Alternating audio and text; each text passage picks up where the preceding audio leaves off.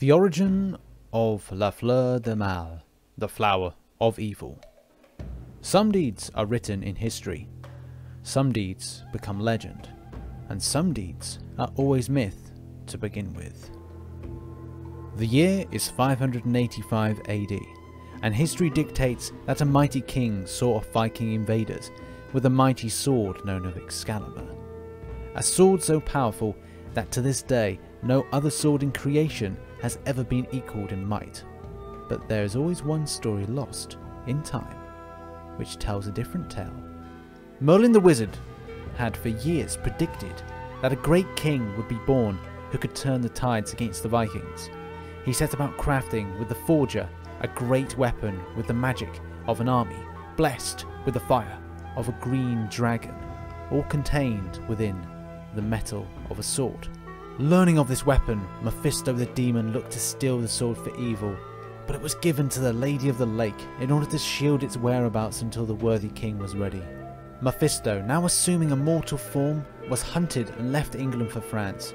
He remained hidden for years until the year 612 AD, when Mephisto had possessed the mortal form of Theodebert II, King of Austrasia, brother to Theoderic II, King of Burgundy. As a tyrant king, Theodebert was feared, and Theoderic, his brother, was loved by the people.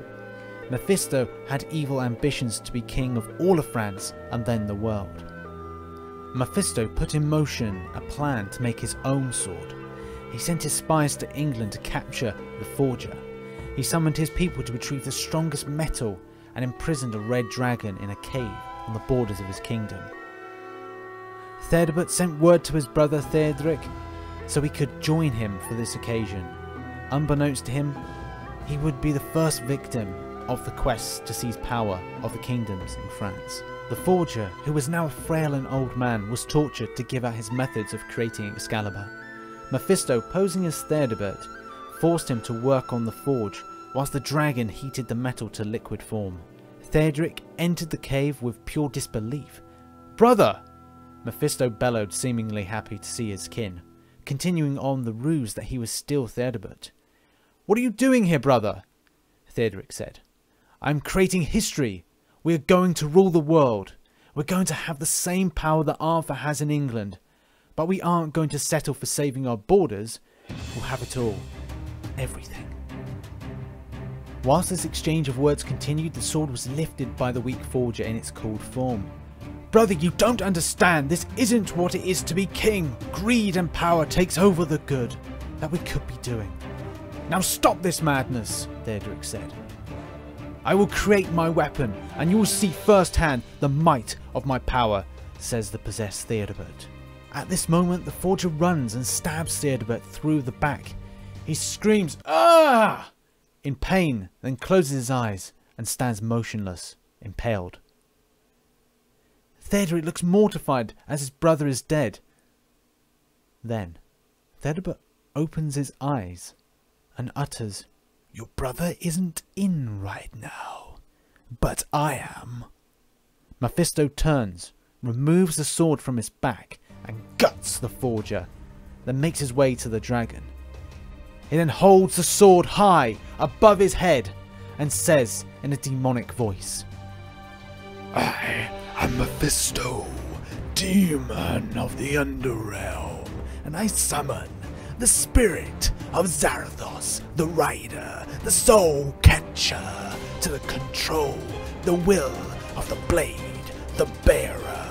The sword will be named La Fleur de Mal." Mephisto puts the sword into the dragon's fire breath to bless the ceremony. Theoderic, seeing the power of the sword and its evil potential, then runs and pushes Mephisto in his brother's form into the dragon's flame. Mephisto then screams, "No!" as his link with the mortal form is severed and the ceremonial link with Zarathos only half completed. Mephisto leaves not before uttering the words, "I curse the bearer of the sword."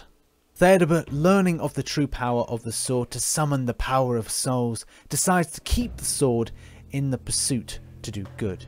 The sword itself has its own will and has poisoned the mind of those who cut themselves to initiate the secret bond between the spirit that lives within and the bearer. Several years pass, and Mephisto has not been seen or heard of in France for hundreds of years. In that time he learns he cannot tame the might of the sword, but instead manipulates it and controls the bearer through the sword. In 999 AD, Princess Hassan, the she-devil, is born alongside her brothers. She is the favourite child of the king Robert II. In 1031 AD, she is summoned to the deathbed of her father, who is at war with her brothers. He utters, "Take my sword, and see that my ambition is continued." Now as queen, she kills her brothers, using the might of the sword, with Mephisto understanding it's more entertaining to manipulate people to evil than experience it firsthand. For the now queen, she is hated by her people for her torturing and her lust for violence. The sword has poisoned her mind and rule of her kingdom. The people rise up in a rebellion, stealing the sword and subjecting her to the same torture as she gave to them, encasing her in an Iron Maiden and lost to the ages. The year is 1944, and the war is lost in Germany, but Mephisto makes a deal with the queen to release her and let her soul live once more, in a ploy to use her to turn a very different tide. But she may come across a new bearer of her beloved sword, and this time it may be used for good. You see, there are always two swords to every story, one for the will of good and another for the will of evil. But luckily, there are two that possess the swords to do good in times of evil.